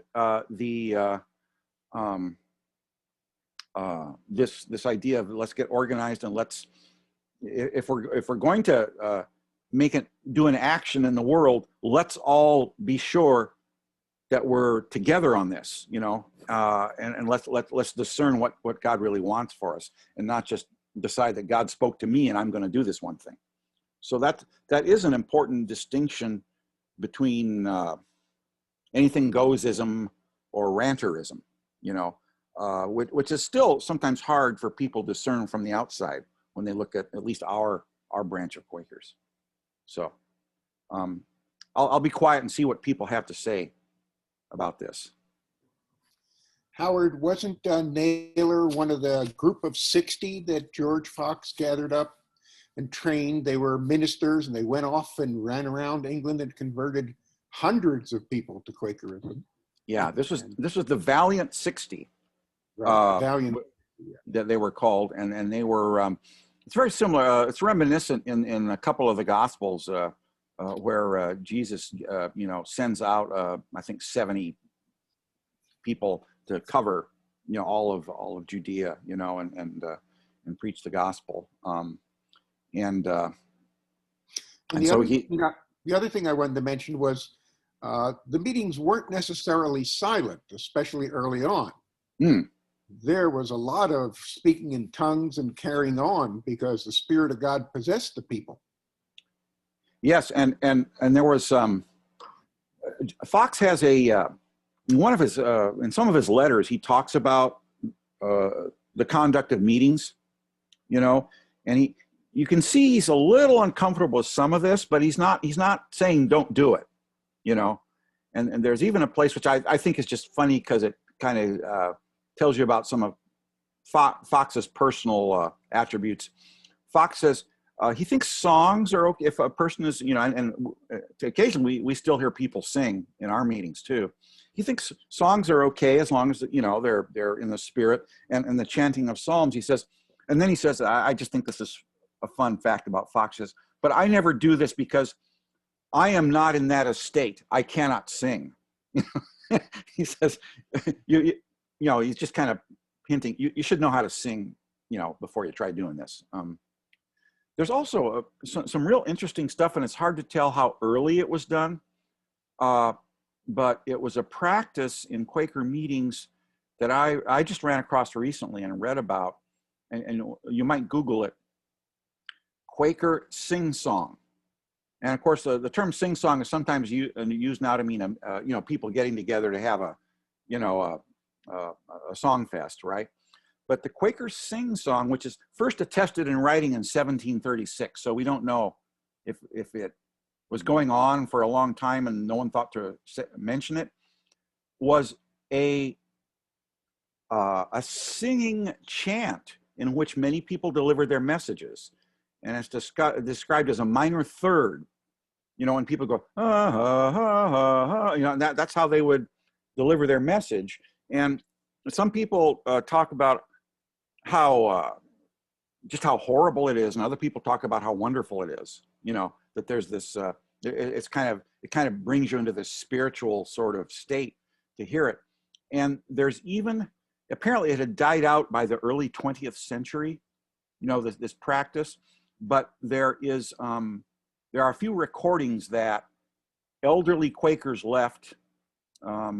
I think at Haverford College and some other places in their sound archives of some elderly Quakers, not actually doing the actual message, but they trying to illustrate what it sounded like.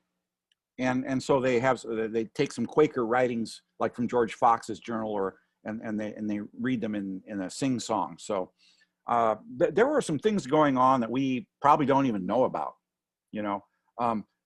Barbara talked about maybe it wasn't George Fox who went buck naked, you know, as Barbara mentioned, but you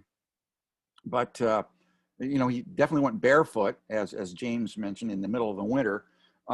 But there were people, it might have been ranchers, it might have been Quakers who would parade through the streets without any clothes on. And they were doing it, as they said, for a sign. In other words, it was a sign of the end times. It was a sign of, you know, of God's judgment coming upon us. And how going naked contributes to that, I'm not sure, but apparently there was a clear connection in some people's minds that was some sort of a testimony. So there was a lot of stuff going on, a lot of stuff that we may never know, you know. Howard, I was just wondering real quick if we're not going to read anymore, if you could stop the screen share. So that I will. Thanks. That's annoying. I'm sorry. Yeah. Wasn't there a feeling at that time too, this kind of millennialism almost of end times, that this, you know, that Christ was going to come back, and that God was going to, you know, that this final judgment or whatever would come. Wasn't that kind of something that was in the air? I mean, that's always seems like there's groups that have been out there that feel that way. But wasn't that in play to some extent too? you know, during this period in history and with some of these groups? Well, as James cites that book, The World Turned Upside Down, there was a lot of that thinking going on. And that one group, the Fifth Monarchy people, that they were definitely looking for that to happen, you know. So it wasn't, and that's all, it's all in the mix, you know. There's a slide in one of Terry's presentations on this, where he talks about the various modern students of Quakerism and what they thought the Quakers were. And one group, probably the biggest group and probably the one that a lot of us are sympathetic to, said the Quakers were basically mystics who arose during this period. Another group says, well, no, the Quakers were all about holiness, because the Quakers, George Fox had this doctrine of perfection, that people can become perfect in this life and can become sinless. You know, I'm not sure any of us would, maybe some of us still would think that. There was another group that said they were basically Puritans. You know, they simplified everything. They were just trying to get even more, pare down all the foo-for-ah that the church had even more, you know. Another group says that they were apocalypticists. They were millennialists. You know, I mean, there are people who say, you know, George Fox, you know, that they had some millennialist writings and thoughts. I think, you know, George Fox and frankly, one of the reasons I can like the Book of Revelation, even though it's crazy and talking about fire falling from the sky and stuff, is because to me, that's not something that's going to happen. You know, it's a predicted event that's going, it's something that happens all the time. And I think when Fox would say things like Christ is coming, he's meaning, you know, it's coming to everybody, you know. You know, I'm going to stop talking here. Probably there's not much time left anyway, but I think it's interesting to think, and going back to Jim's original comment, okay, about what are we not listening to today that they were listening to back then? You know, whose benefit, the benefit of whose stuff are we losing? You know, I will tell you just a little story. Everyone who's been in the meeting for a while is tired of hearing me tell this story about myself. But in early 2000, I was sitting in meeting, and I hadn't spoken very many times because I'd only been coming to meeting for about a year. And I suddenly felt this part of my brain that's talking to you right now was not a part of it. Okay, is the best way I can put it. But I was sitting there, I felt my leg muscles starting to flex as if I were going to stand, and I felt my vocal apparatus start to engage as if something were going to come out of it. And I stuffed it. I didn't let it happen. I was afraid of what was, I kind of knew that this is probably what, because, I had a religious background, that this is what speaking in tongues was like, or something like that. And I had no idea what would happen.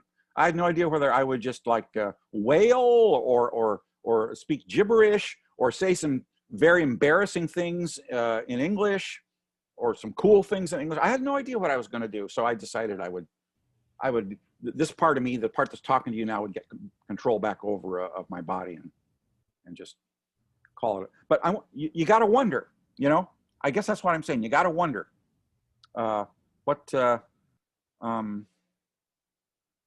we missing? I don't know if you all have something to say to that, or maybe just talk about how we've evolved. How do you see us? How does anybody, either people who've not been coming for a while, for a very long time, or people who've been here with us for a long, long time, how do you see us as being like or not being like those early friends? Howard, I think one thing for people who aren't aware of a lot of Quaker history is that while at the time of Fox and the Seekers and the 60, there was a lot of turmoil and things going on. It wasn't too much later that things became very rigid.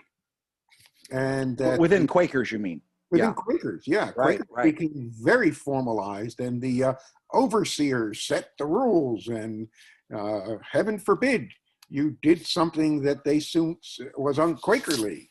They'd expel you or shun you.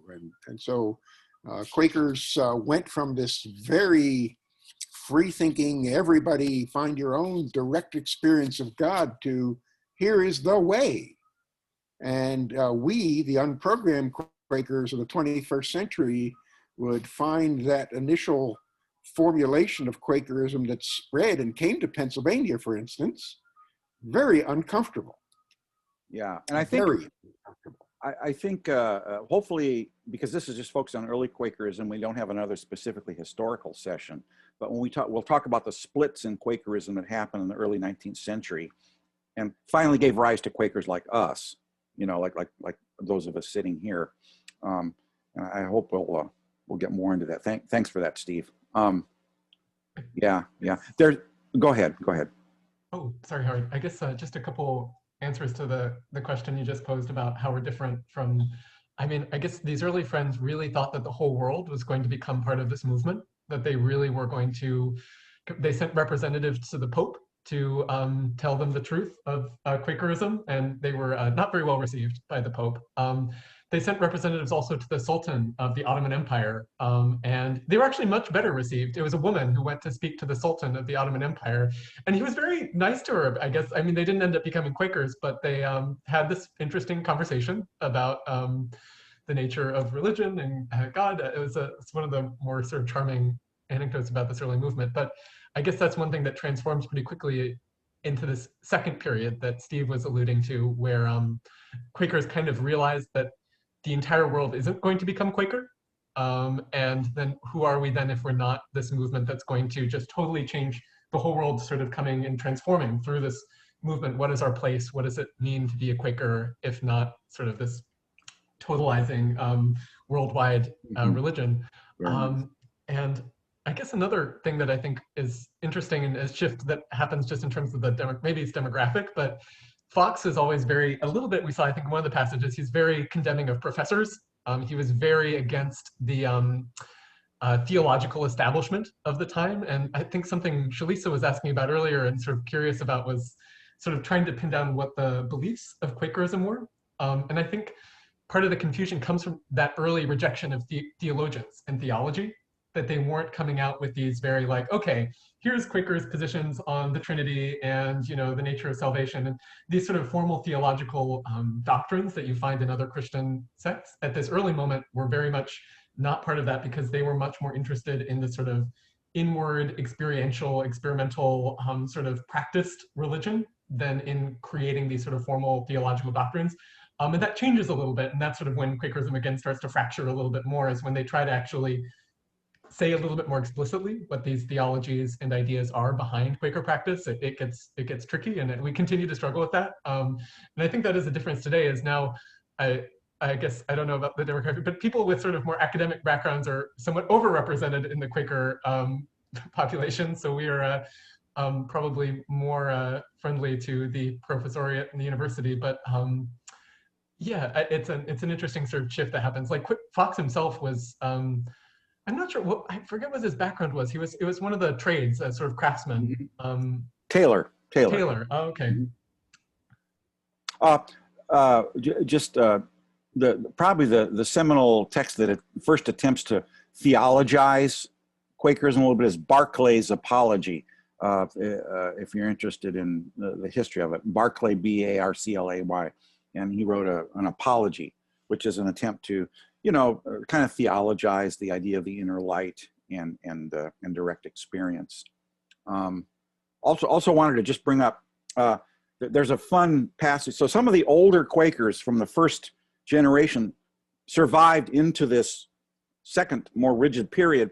And there's a passage from Margaret Fell, later Margaret Fox, who didn't die until after 1700, and she writes a so the Quakers were so in the second period you have to dress somberly, you have to have simple dress, you don't later they actually throw people out because they wear colorful clothes and things, and Margaret Fell refers to this about the somber dress, and you can't have ribbons and you can't have nice colors, she says, and she calls it her phrase is a poor silly gospel.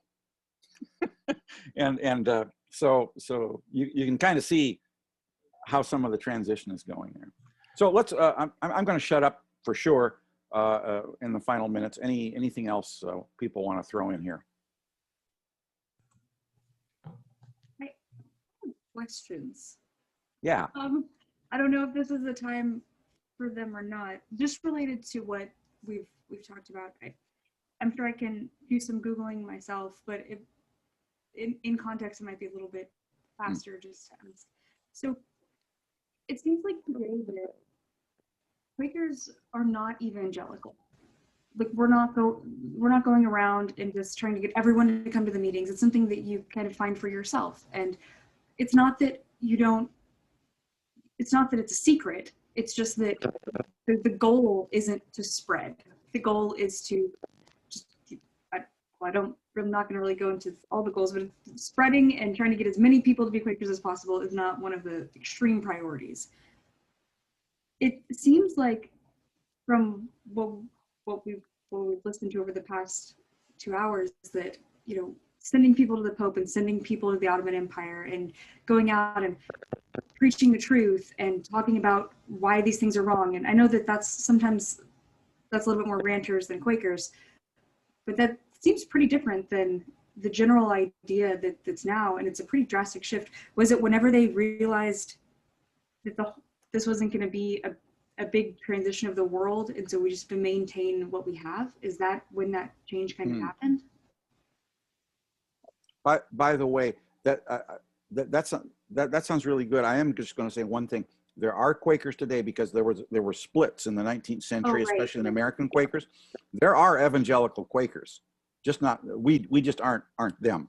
I don't know if anyone else wants to speak to that. Right. The majority of Quakers in the world are evangelical, and the largest group are in Africa, and they are extremely Christ-centric and very evangelical. All right. Making a note of that. So yeah, we're the non-programmed Quakers you happen to have wandered into are a real minority nowadays. Okay. Although we're about equal in numbers to the evangelical Quakers in the U.S., as I understand it. Yes. But even in the U.S., we have the We're the Friends General Conference, and they're the Friends United Conference, right?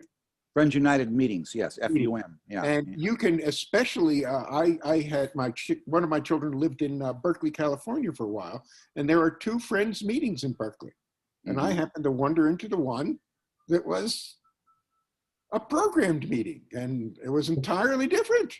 So if you ever have that opportunity, you should do it. Yeah. And they even call themselves Friends churches as opposed to Friends meetings. Yeah.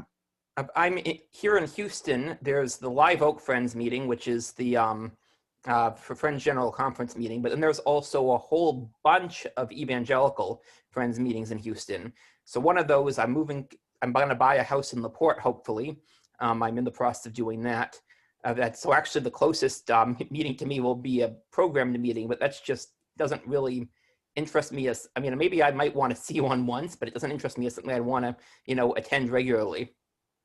It's interesting that there are, from time to time, worldwide conferences where all those Quakers get together. All of us get together, and there still are some, some points of contact there. The social activism is a big one. That does bind friends together. And the inner light, they do believe in the doctrine of the light, light. Yeah. But the inner light is Christ. The inner light is Christ. It's extremely Christ-centric. Yeah. Our brand of Quakers wouldn't necessarily require that you have to, believe that or say that. Yeah, that's one of the reasons I started attending. Have you guys familiar with the YouTube channel Quaker Speak? Yeah. Because that's interesting to me, because they have a lot of evangelical friends on there, and they don't really distinguish. You don't know if you're clicking on a video if they're going to be talking to us, if they're going to be talking to evangelical friends. Sometimes they're talking to conservative friends either, that they're a much smaller denomination. But that you don't know, they're just Quakers as far as the channel is concerned. Thank you. That's I haven't been there. I'm aware of it, but I should check. We should all check that out. Maybe it sounds interesting. That's interesting. I've actually almost had the same question this entire time I've been here, Shalisa, as you, about the reaching out, or what the sort of policy or belief was in terms of telling people about this, or how we relate to other people and those who might be interested in Quakerism. And I feel like there's maybe just sort of, I'm not sure if it's an explicit, I've never encountered the explicit sort of belief behind it, but there's sort of a bit of a reticence about forcing ourselves on people, or sort of coercing others. And there's a desire to respect the other to such an extent that we don't want to push ourselves there. I think that's where it's coming from. I feel like myself personally, I feel like that sometimes leads us to be almost too reticent, that we don't tell anyone we're here. So no, people who might otherwise of their own, free will and desire want to come be part of our meeting don't know we still are a viable, existent religious organization. So I'd be interested, and personally, and I don't know if other people feel about this, but I'm always sort of eager to find new ways to help tell people that we're here, and here's what we think about the world, and sort of be inviting. Yeah, it just seems, from this specific unprogrammed viewpoint, it's almost contradictory to having like individual experience by saying, come check this out, because if you're promoting it, you're saying that it's the right thing. But the idea is that you don't really know that yours is the right thing. It's just what you believe. But we could both be Quakers and have different ideas about things. So it's trying to get someone to come to your side is contradictory to letting them choose for themselves. Yeah. It's a little, I don't know, it was just an interesting idea. I have one other kind of general question.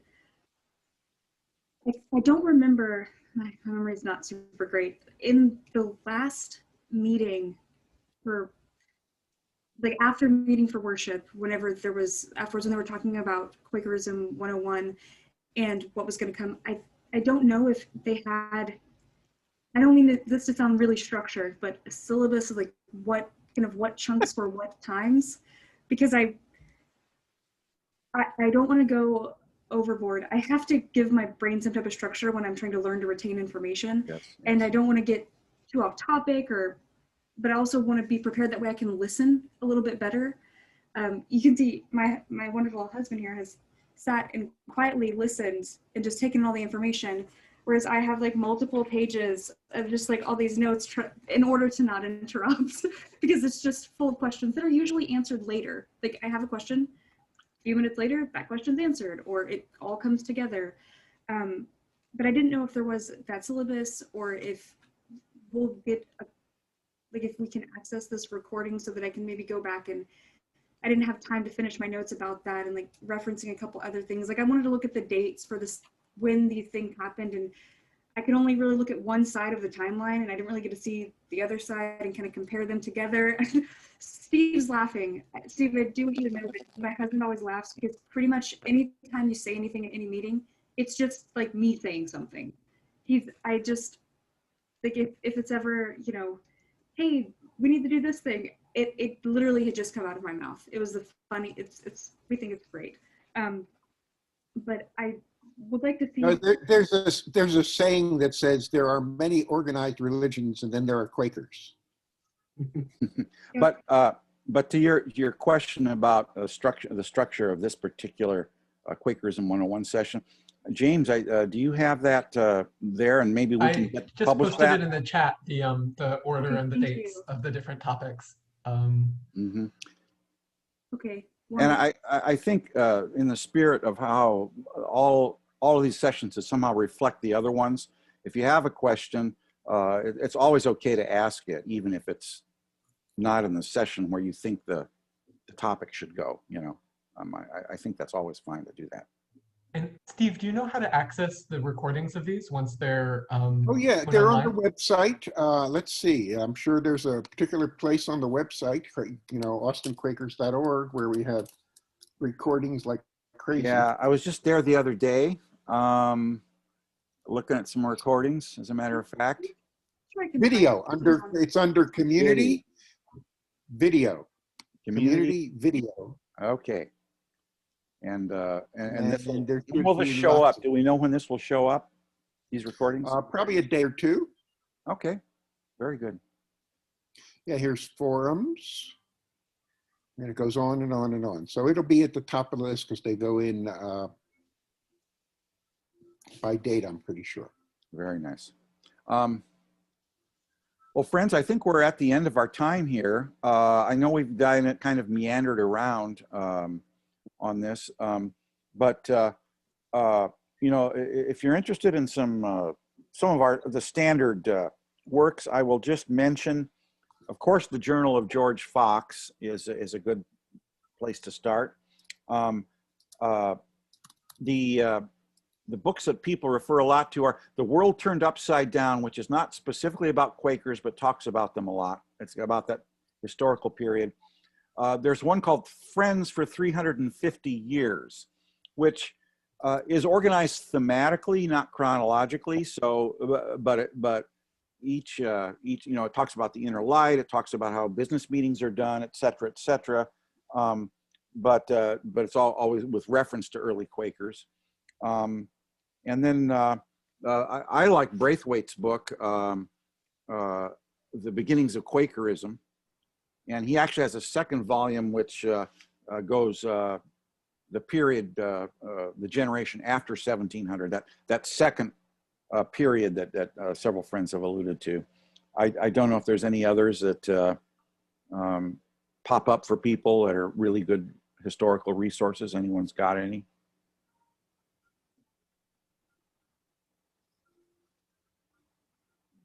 I can't speak to how good this is for everyone, but I have one of those, you know, those little tiny books. There's one about Quakerism. You know, those tiny Oh, books by that are like, Dandelion, by Ben Dandelion? yeah, Yes, like that's a nice Marxism. one. I find that one a really helpful one. That's a for me. very nice book, yeah. Nice little, you know, flip through it kind of reference. Yeah, it has a little history, a little practice, a Yes, little, yes. very structured. It's a very nice book. And James is getting one there. A Quaker. Yeah, that's it. Oh, That's that the Pink one. Dandelion, the very short it's one of the very short introductions that Oxford does. Yeah. I don't know how George Fox would feel about Oxford coming out with a book about the movement, but this is a good. Thank you.